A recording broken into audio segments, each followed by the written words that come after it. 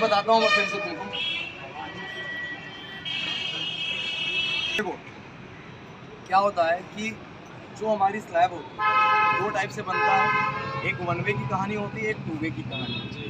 जो one way और 2 वे का सिस्टम रहता है उसका सिस्टम ऐसा समझो आप कि जो लॉन्गर स्पान अपन शॉर्टर स्पान लेस देन 2 तो 2 वे हो, कम है तो बड़ा, मतलब वन वे 2 वे है, ऐसे याद करने की टेक्निक बता रहा हूँ मैं। लेस देन 2 है तो वो आपका बड़ा रहेगा, लेकिन ग्रेटर देन इक्वल टू 2 है तो वो आपका क्या है, वन वे रहेगा। अब देखो डिफरेंस क्या होता है वन वे 2 वे में। जो 2 वे होता है 2 वे स्लैब, तो उसमें जाल आपका चारों तरफ से उठा रहता है। जैसे अभी मैं यहाँ पे खड़ा हूँ, अगर आप देखोगे कि ये देखो जाल इधर साइड से भी उठा है, फिर इधर से ये पूरा जाल इधर भी उठा है, और आप अगर देखोगे इधर भी ये पूरा जाल उठा है और इधर साइड भी उठा है, ठीक है। लेकिन अगर ये जाल सिर्फ 2 साइड में उठा होता, केवल इधर और इधर, लेकिन इधर नहीं उठा होता, ना लेफ्ट उठा होता ना राइट उठा होता, ठीक है, तो वहाँ पे क्या होता आपका, वहाँ पे क्या होता वन वे। जब 2 वे होता है तो लोड चारों बीम में जाता है, चारों तरफ की बीम में जाता है, और चारों तरफ क्रैंक उठा रहता है। देखो ये क्रैंक क्यों उठता है, कैसे क्या सिस्टम होता है, ये अपने क्लास में भी आप सीखेंगे, लेकिन एक्चुअल में जाल आप फील कर सको, जो वीडियो देख के आए होंगे वो भी थोड़ा सा फील कर लेंगे, है ना। तो ये 2 वे के लिए चारों तरफ से जाल उठा होता है, वन वे की तरफ से केवल 2 तरफ से उठा होता है, और 2 तरफ से आपका जाल नहीं उठा होता। क्लियर है क्या इतना? 2 तरफ से नहीं उठा रहता है तो वन वे हो जाता है। तो वन वे 2 वे के बाद क्या होता है कि जो जाल बिछता है वो कैसे बिछता है, इसके बारे में भी अपन थोड़ा सा समझते हैं। तो पहले हम एक एक जाल के बारे में समझेंगे। तो पहले हम 2 वे का जाल समझते हैं, फिर वन वे का जाल समझेंगे।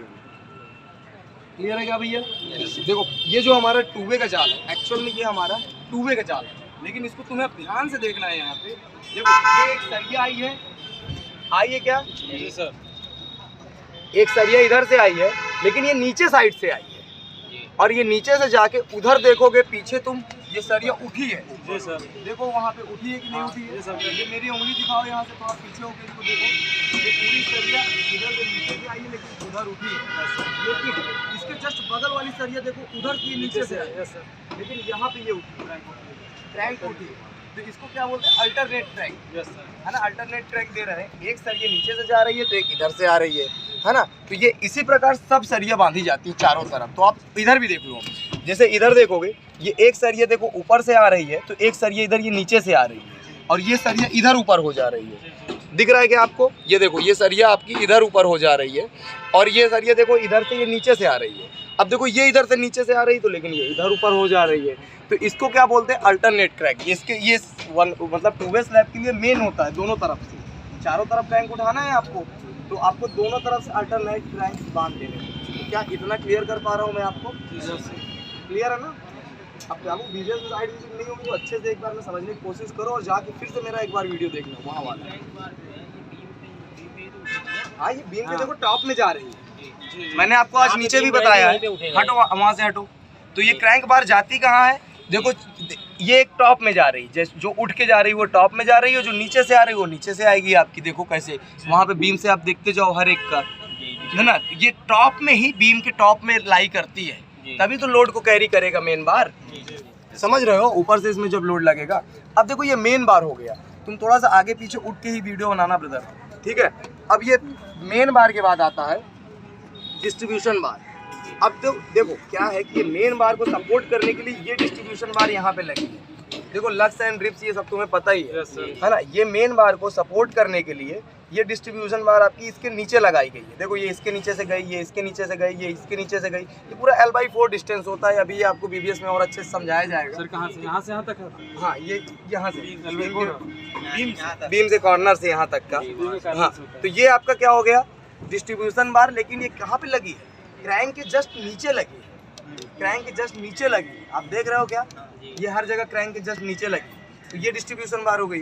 तो कुछ एक्स्ट्रा बार भी हमको देना पड़ता है। देखो यार यहाँ से ये सरिया नीचे से आई है, ये सरिया ऊपर हो जा रही है, लेकिन तुम खुद सोचो यहाँ पे तो गैप रहेगा नहीं, यहाँ तो गैप रहेगा नहीं भाई। ये सरिया अगर मैं नहीं डाला होता, ये सरिया यहाँ पे नहीं डाला होता, यहाँ तो एक जगह छूट जाती ना, तो ये टॉप एक्स्ट्रा हो जाती। लेकिन अब ये क्या होता है, जब बड़े स्पान स्लैब बनता है तो उधर वाले बॉटम को इधर एक्स्ट्रा बना देते हैं। अगर जैसे आप मॉडल देखेंगे उसमें दूसरे तरीके से, लेकिन वहाँ पे एक सरिया ऐसे बांध दी गई है, ये देखो जो बांधी जाती है। लेकिन ये क्रैंक वाली सरिया है, एक नीचे से आई, एक ऊपर से, एक नीचे से। लेकिन यहाँ पे बिल्कुल यहाँ दी जाती है, लेकिन ये अभी ये नहीं है अभी, और कहीं यार अलग अलग थोड़ा सा जाल बनता है, लेकिन ये यहाँ पे जो है भी देते हैं। लेकिन यहाँ पे क्या है कि 2 वे जाल है तो चल जाता है, ये 1 वे में आपको देना पड़ता है फिर उस हिसाब से। लेकिन देखो इधर सर बता यार देखो कहीं कहीं देते हैं, कहीं कहीं नहीं देते हैं, अलग अलग साइड का अलग सिचुएशन है। लेकिन ये कुछ बार आपको पता होना चाहिए, ये एक्स्ट्रा हो जाती है आपका, फिर ये टॉप एक्स्ट्रा हो जाती है इधर, लेकिन ये इसके लिए बॉटम एक्स्ट्रा का काम करती है। और दोनों का अल्टरनेट क्रैंक रहता है, और ये जाल जाके जो है बीम के टॉप में जाता है। तो क्या इतना मैं क्लियर कर पा रहा हूँ, है ना? ये जाल आपको समझ में आया? अब जैसे ये 1 वे का जाल है, तो 1 वे का जाल भी ऐसे ही रहता, लेकिन उसके लिए डिस्ट्रीब्यूशन बार बांधना है। यहाँ पे 1 वे एक नहीं है यहाँ। तो 1 वे के लिए वो वाला मेरा वीडियो देख लेना आप थोड़ा सा। अब देखो ये जाल के बाद थोड़ा सा इस बीम के बारे में बात करते हैं। थोड़ा सा इधर आ जाओ आप लोग इधर आ जाओ, कुछ लोग उधर हो जाओ। मेरा जूता अच्छा है, साइड वाला है ना। देखो ये बोलते हैं इसको स्पेसर। अब तुम सोचो कि यहाँ तुम बोलोगे सर यहाँ पे तो सरिया आप जो है इकट्ठा जो है देखो 1 2 3 4 मतलब इतनी ढेर सारी सरिया है। तुम बोलो सर एक साथ क्यों नहीं लगा दिए? अगर मैं एक साथ इन सब सरियों को लगा देता जो ऊपर से कंक्रीट जाता तो ये नीचे तक सरिया के पहुँच ही नहीं पाता। मानते हो कि नहीं आप लोग? ये नीचे तक आपका पहुंच ही नहीं पाता। तो इसके लिए देखो स्पेसर देते हैं, और सरिया जंक्शन में देखो ये एक्स्ट्रा बार दी जाती है। देखो ये 3 मेन बार जा रही हैं जो पूरे स्पान में जा रही हैं, लेकिन कुछ कुछ बार जो हैं थोड़ा इसमें सभी मेन बार जा रही हैं जो पूरे स्पान में जाती हैं, वो मेन बार रहती हैं। और कहीं आप देखोगे, रुको मैं थोड़ा सा दिखाने की कोशिश आपको, ये वाली, हाँ ये एक्स्ट्रा देते हैं कहीं कहीं। आप देखो यहाँ पे है सर, डबल है सर, सिंगल दिया बीच में आपको उधर दिख जाएगा। अच्छा इधर आ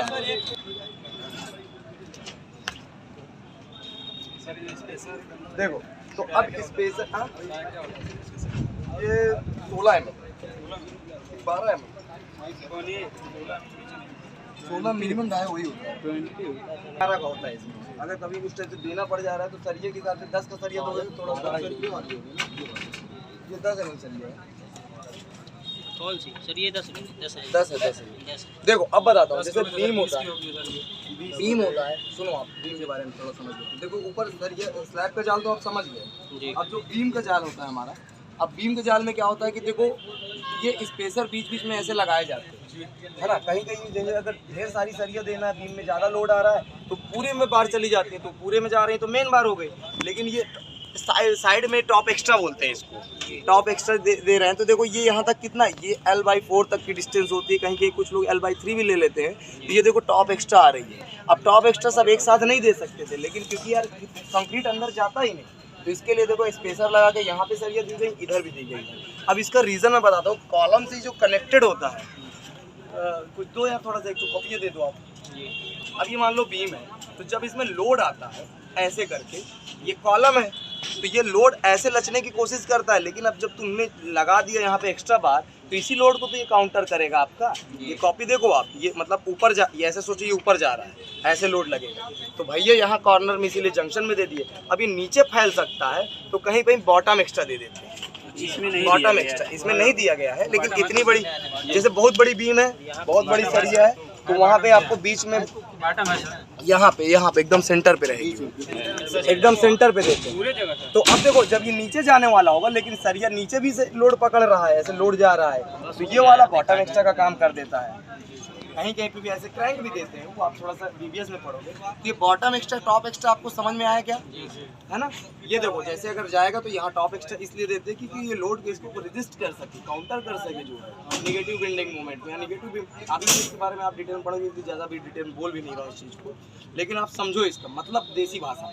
भैया इसे लोड जा रहा है तो कॉलम का ये एक्स्ट्रा बार नहीं दोगे तो लोड ज़्यादा वो करेगा, और नीचे जाएगा तो नीचे से ऐसे लच सकती है बीम, तो यहाँ पे अगर एक्स्ट्रा बार दे देंगे नीचे बॉटम एक्स्ट्रा, ये उसका काम करेगा। इसका सबका कटिंग लेंथ निकालना अभी ड्राइंग पढ़ के आपको सिखाया जाएगा। बस अभी हम इसको जनरल नॉलेज के लिए सीख रहे हैं वीडियो में। वीडियो तुम मन से बनाते रहो 2 मिनट। अब देखो ये क्या रहता है, यहाँ पे आके यहाँ से सरिया ऐसे करके देखो ये L शेप में मुड़ती है कि नहीं? तो यहाँ से ये जो दूरी होती है जहाँ मेरा हाथ है, कि मतलब जो एकदम जहाँ से कॉलम के अंदर जाती है सरिया, तो ये आपका डेवलपमेंट लेंथ होती है, ये 50D होती है ना। डी मतलब डायमीटर ऑफ बार। ये देखो टॉप एक्स्ट्रा यहाँ पे भी गई है थोड़ा दूर तक, तो उधर से भी टॉप एक्स्ट्रा आई है, लेकिन यहाँ बॉटम में तीनों मेन बार गई है और हर जगह देखो यहाँ पे कवर लगा है, ठीक है। तो ये आपको समझ में आया क्या? ये देखो यहाँ पे पूरा यहाँ पे एल में मुड़ी है ये पूरी सरिया आपकी, तो ये आपका डेवलपमेंट लेंथ होता है। अब देखो इसी के साथ साथ हम इस कॉलम के बारे में भी थोड़ा सा बात कर लेते हैं। तो जो कॉलम का क्या रहता है सिस्टम, देखो यार बीम टू बीम इसकी डिस्टेंस देखना पड़ता है आपको, तो ये ऊपर से नीचे से देखना पड़ता है। और जो लैप जोन हमारा डिसाइड होता है उसको पहली बात तो हमें अल्टरनेट लैप देना चाहिए, दूसरी बात हमारा ये L/4 छोड़ के लैप जोन आता है। इसी प्रकार ये बीम में भी आपका लैप जोन ऐसे ही जाता है कि मतलब जो लैपिंग करते हैं वो 50D करते हैं। कितना करते हैं? 50D। अब कहीं कहीं कुछ कम ज़्यादा कर देते हैं, लेकिन एक जनरल नॉलेज में अगर इंटरव्यू के लिए आप बताओगे तो वहाँ पे आपको 50D ही बताना होता है। तो अब देखो ये आपका देखो ये सरिया आ रही है, लेकिन अगर एक साथ में सब सरिया काटा होता तो भैया कॉलम में अगर लोड आता तो एक ही बार में वो लग जाता है। लेकिन इसको हमको करने के लिए क्या करना होता है, इसको हमें करने के लिए क्या करना होता है भैया, अल्टरनेट लैप देना होता है। कुछ बड़ी कुछ छोटी, कुछ बड़ी कुछ छोटी, तो ये अल्टरनेट लैप के हिसाब से ये आपका कॉलम बनता है। तो इसी बुक को देखो ये बड़ा है ये छोटा है, अच्छी हिसाब से यार ड्राइंग में रहता है, फिर उसी हिसाब से आपको सरिया लगवाना पड़ता है, बीच में कितनी आएंगी, साइड में कितनी आएंगी।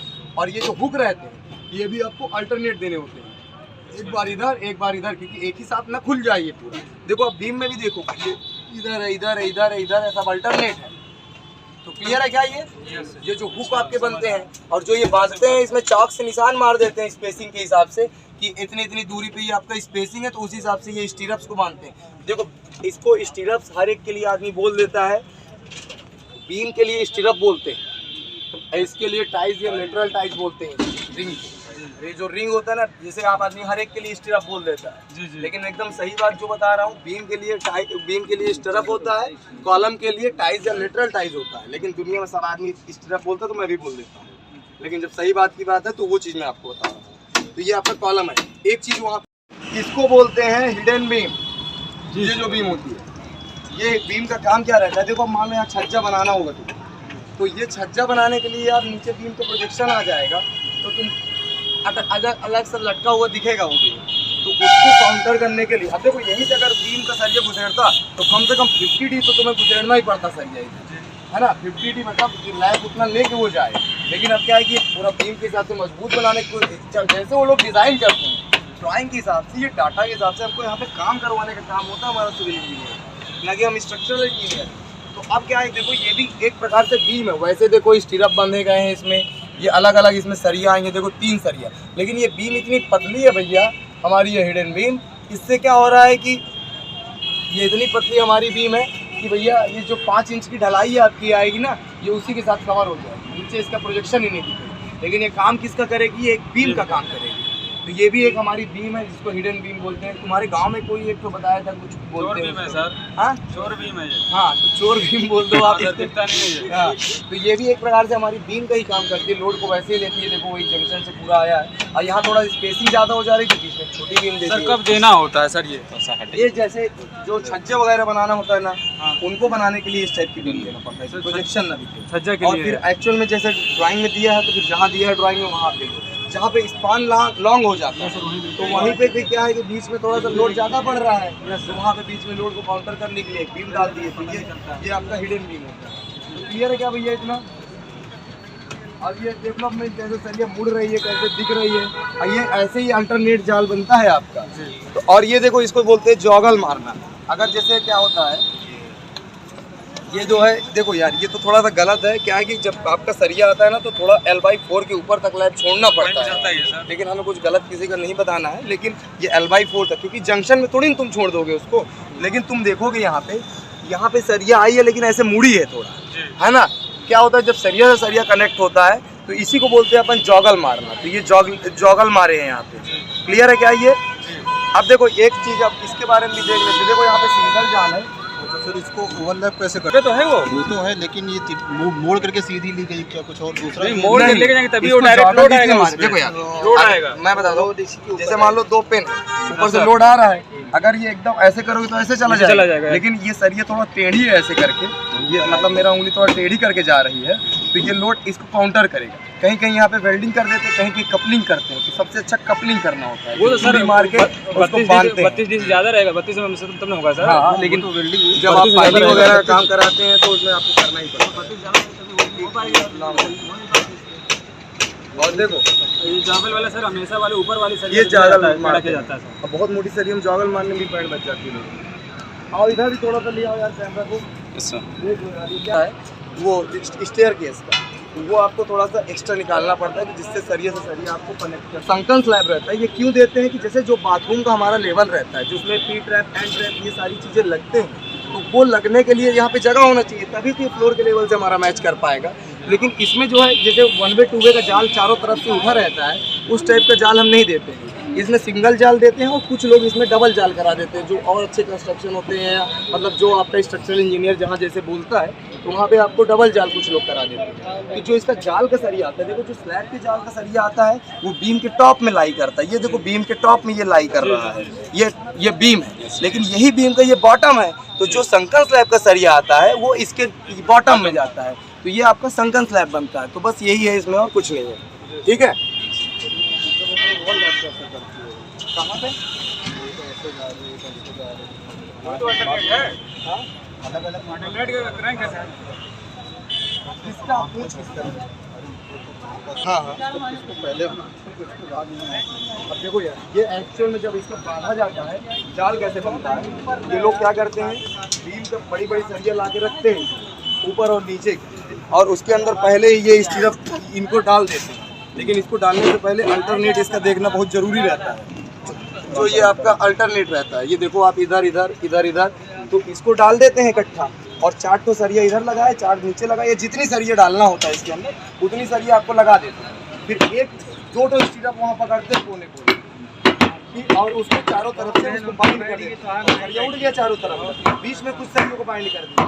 अब जो स्पेसिंग हमारी ड्राइंग में दी रहती है कि 1.5 mm 2 mm, उतनी स्पेसिंग में आपको क्या करना होता है, पूरे जितने ये आते हैं वहाँ पे चाक से निशान मार देते हैं। उधर देखो चाक से निशान भी लगा होगा सरियों में, तो जो चाक से निशान आता है फिर इन स्टीरअप्स को खिसकाते जाते हैं, बाइंडिंग वायर से बांधते जाते हैं। तो पहले इसको बनाते हैं, फिर ये अब देखो हर एक बीम का ऐसे ही सरिया बांध देते हैं। बीम के सरिये के बाद फिर ये स्लैब का सरिया बांधते हैं। ये वाली इसके अंदर ओवन है, नीचे वाली भी कैसे, हाँ नीचे वाले भी एक ही साथ डालने, हाँ बिल्कुल, चारों सरिया एक साथ ही यूज़ करते हैं। जैसे नीचे ऊपर का जितनी बीम में सरिया लग रही है, एक बार में इसमें जाल डालते हैं स्टीरअप और एक साथ रखते हैं। फिर इसको नीचे वाले को नीचे फंसाते हैं, ऊपर वाले को ऊपर फंसाते हैं, और पूरा बांध देते हैं इसको। सर ये बताइए, जैसे ये बीम बड़ी है सर, ये अंदर वाली बड़ी है, इसको बाहर क्योंकि हर जगह रखना होगा, बाहर भी है, बीच में डाले हैं। अब देखो यार, ये अलग अलग डायमेंशन के हिसाब से होता है। देखेंगे डायमेंशन एक्चुअल में देखो क्या होता है, साइज डिफरेंट है ना। हाँ, यहाँ पे आपका कवर के हिसाब से जगह बचनी चाहिए। तो अब देखो इसका डाया चेंज है, डाया आप देखोगे तो डाया भी आपको देखना पड़ता है, और कवर का सिस्टम भी देखना पड़ता है। अब पता चला तुम इसके ऊपर यहाँ तक ला दिए, यहाँ कवर ही कुछ नहीं बच पा रहा है, या कहीं कहीं पे कवर नहीं बनता है, तो एकदम आगे तक नहीं डालते। जबकि यहाँ पे भी ये सही है, आगे तक का भी सही होता है। जैसे कभी कभी यहाँ के जो डेवलपमेंट लेंथ मूर्ति है वो आगे तक डाल देते हैं, लेकिन कहीं कहीं उसको थोड़ा पीछे करना पड़ जाता है। तो वो आपको सिचुएशन के हिसाब से, उसके डाया के हिसाब से, और ये लोग जो है बनाते हैं, जो भैया लोग यार इतने दिन से काम करते रहते हैं, इनको उतना आइडिया भी रहता है। ये भी एक बार बना हुआ तो फिर तो बन रहा है। अच्छा सर, ये पूरा दोबारा बन रहा है? ऐसा तो डेवलपमेंट जो होता है पूरी अभी कितना दिन हो गया हो सर ये बांधे? सर ये कम नहीं हो जाएगी सर, जब निकालेंगे कटिंग तो ये तो पिलर का तो ये मोल ज़्यादा तो पीछे से 15-20 दिन हो गया। आप देखिए रोज बना ये दिन वाली 15-20 दिन हो गया। अरे 4 दिन दिवाली चिट्ठी बनाया, अरे पहले बनता है यार। देखोगे कुछ ही जगह पे, देखो वहाँ पे भी है, लेकिन वो अंदर वाला अंदर आपको इसको कवर के हिसाब से करवाना होता है। आप ये समझो, यहाँ पे एक कवर मैनेज हो जाए और कवर को फाड़ते हुए बाहर न जाए कि सरिया दिखने लगे आपको, तो ये आपका कवर के हिसाब से इसको मोड़ते हैं। और एक्चुअल में ये कुछ लोग आउटर में कर देते हैं। अब क्या है कि जिस हिसाब से सरिया सेट हुआ है उस हिसाब से आपको करना पड़ेगा इसको। 20 mm निकाल दो, आधा फोटो खींच दी।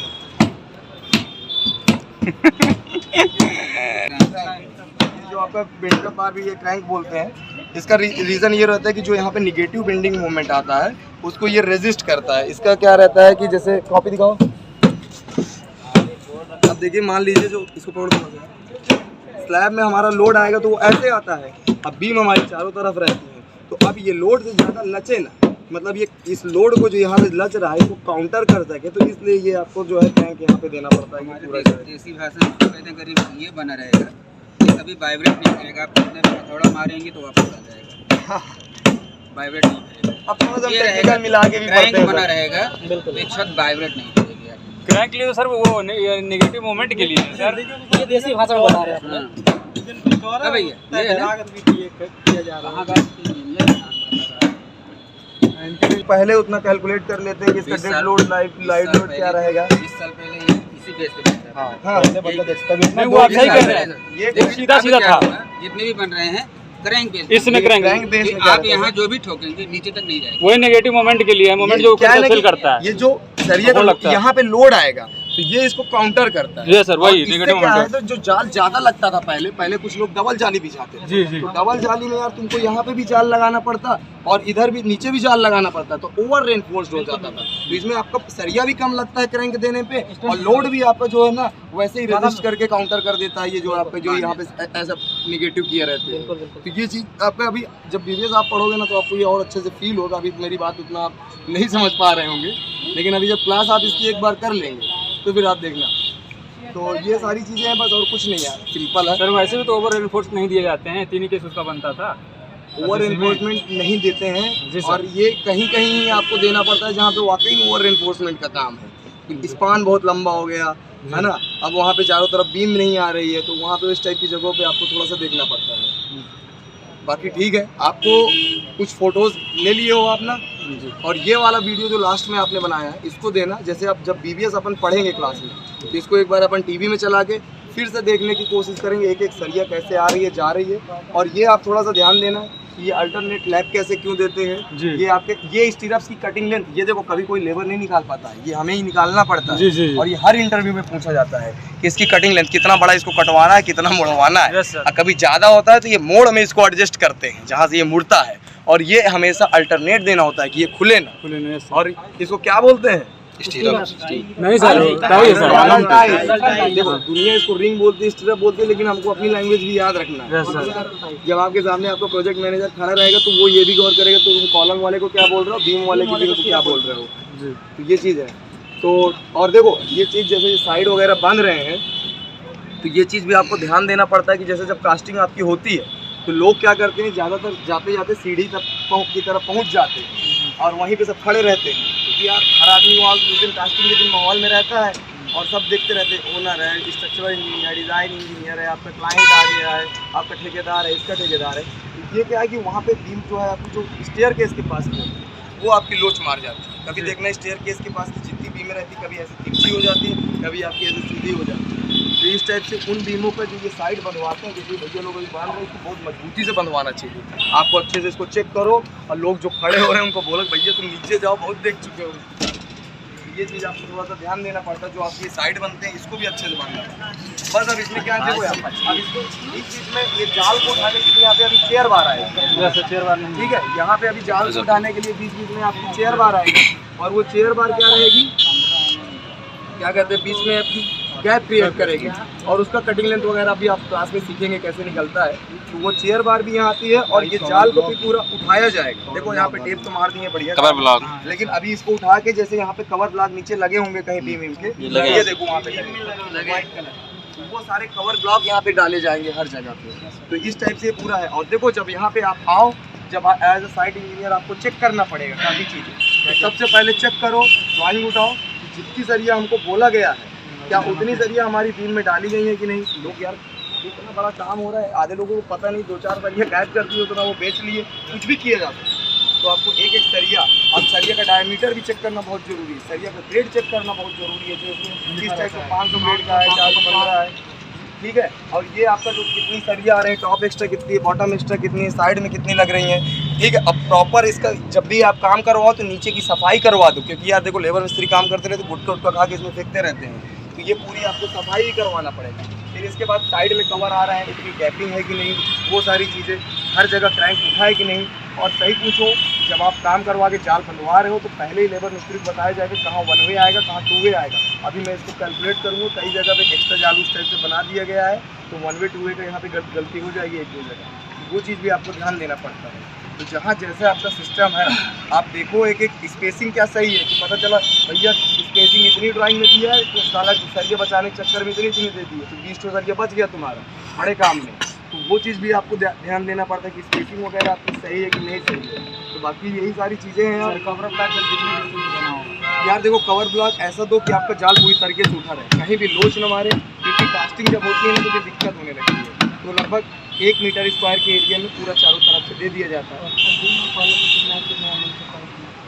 देखो अरे यार कवर वही है यार, फुटिंग का आपका कितना है? 25 है, याद करो, 25 है, 20 है, 50 है, 40 है। फुटिंग का 50, कॉलम का 40, बीम का, स्लैब का 20। बस थोड़ा सा इतना तो याद रखिएगा। क्लियर है क्या भैया?